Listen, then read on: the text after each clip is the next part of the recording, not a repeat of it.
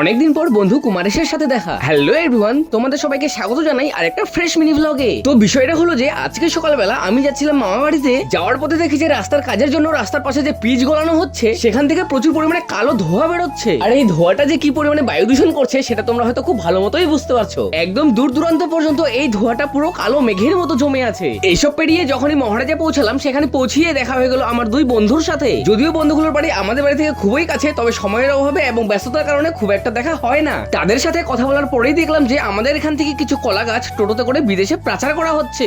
আচ্ছা যাই হোক, মামা বাড়ি থেকে কিছুটা এগিয়ে একটা অনেক পুরনো ব্রিজ ছিল, সেই ব্রিজটাকে ভেঙে পুনরায় নতুন করে এবং অনেক বড় করে বানানো হচ্ছে এবং ব্রিজের কাজ চলাকালীন মানুষজনের যাতায়াতের জন্য পাশ দিয়ে একটা টেম্পোরারি রাস্তা বানানো হয়েছে। আচ্ছা, আমি কিন্তু সকাল সকাল মামা বাড়িতে স্পেশালি এই কচু শাক গুলোই নিতে এসেছি। শুধুই যে কচু শাক তা কিন্তু নয়, সাথে আরো 2-3 রকমের শাক ছিল। সেখান থেকে শাকগুলো নিয়ে খাওয়া দাওয়া করে আমি বাড়ির পথে রওনা দিই। আবার যখন আমি মহারাজা পৌঁছাই তখন সেখান থেকে কয়েকটা লুচি নিয়ে নিই বাড়ির সদস্যদের খাওয়ার জন্য। আচ্ছা, তোমাদের সকলকে অসংখ্য ধন্যবাদ এই এলোমেলো ভিডিওটা দেখার জন্য।